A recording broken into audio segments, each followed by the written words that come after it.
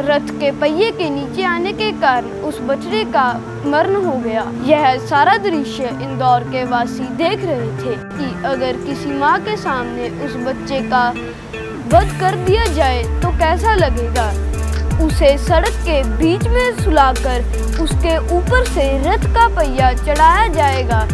तब तक पहिया चढ़ाया जाएगा जब तक मेरे बेटे मालाजी राव की मौत नहीं हो जाती।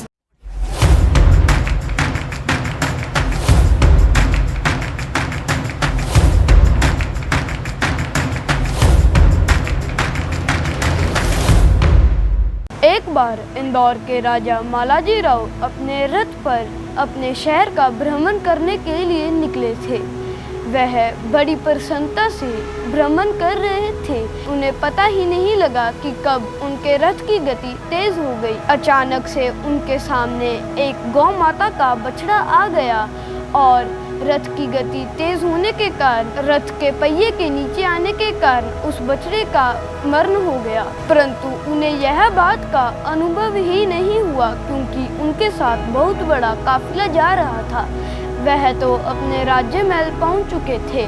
यह सारा दृश्य इंदौर के वासी देख रहे थे। जब यह बात इंदौर की महारानी अहिल्या को पता लगा कि गौ माता के बछड़े का मरण हो गया है, तब वह गौ माता के पास आकर बोली, हे गौ माता, जिसने भी तेरे बछड़े को मौत दी है मैं उसे मृत्यु दंड दूंगी। तब इंदौर का एक वासी अहिल्या जी के पास आकर बोला, हे राजमाता, यह आप क्या बोल रहे हैं? इसका मरण तो आपके बेटे मालाजी राव के द्वारा किया गया है। परंतु राज्य माता कहती हैं कि सभी के लिए नियम एक है, चाहे इसकी मौत मेरे बेटे ने ही क्यों न की हो। तब फिर राजमाता अपने महल पहुंचकर अपने बेटे मालाजी राव की पत्नी को बुलाती है।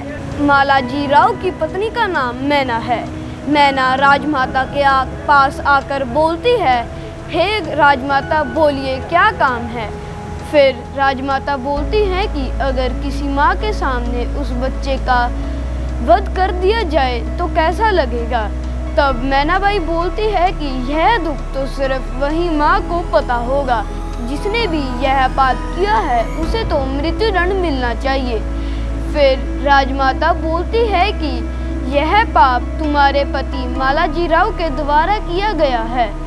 मैना कहती है कि चाहे यह पाप किसी के द्वारा किया गया हो, नियम तो सबके लिए एक है। गौ माता का दर्द सबसे ऊपर होता है। तब राजमाता अहिल्याबाई होलकर अपने मंत्रियों को बुलाकर आदेश देती है कि जैसे उस गौ माता के बछड़े का वध किया गया है, वैसे ही मेरे पुत्र मालाजी राव का वध किया जाएगा। उसे सड़क के बीच में सुलाकर उसके ऊपर से रथ का पहिया चढ़ाया जाएगा। तब तक पहिया चढ़ाया जाएगा जब तक मेरे बेटे मालाजी राव की मौत नहीं हो जाती। यह घोषणा सुनकर सारे मंत्री हक्के बक्के रह गए।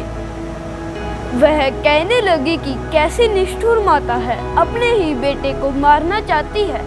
कहा जाता है कि राजमाता अहिल्याबाई होलकर खुद अपने बेटे मालाजी राव को सड़क के बीच पर खींचकर लेकर आई थी। फिर राजमाता ने सभी मंत्रियों के समक्ष कहा कि इनके ऊपर से रथ चढ़ा दिया जाए। कुछ समय बाद सभी मंत्रियों ने अपना सिर झुकाकर कह दिया कि हे राजमाता, यह पाप हमसे ना हो पाएगा। फिर राजमाता खुद उस रथ पर चढ़ी और मालाजी राव की तरफ रथ को चलाना शुरू कर दिया। जब वह मालाजी राव के पास पहुंचने ही लगी थी, तब गौ माता बीच में आकर मालाजी राव के ऊपर से रथ चढ़ने ना दिया। यह प्रयास राजमाता ने 3-4 बार किया, परंतु गौ माता बीच में आकर उन्हें बचा लेती थी। जब इस प्रकार की घटना घटित हुई, तब एक इंदौर वासी आकर बोला, ये कैसी निष्ठुर माता है। एक माता अपने बच्चे को मारना चाहती है और दूसरी माता जिसके बेटे का प्रातःकाल ही मरण हुआ है, वो उस अपराधी को बचाना चाहती है।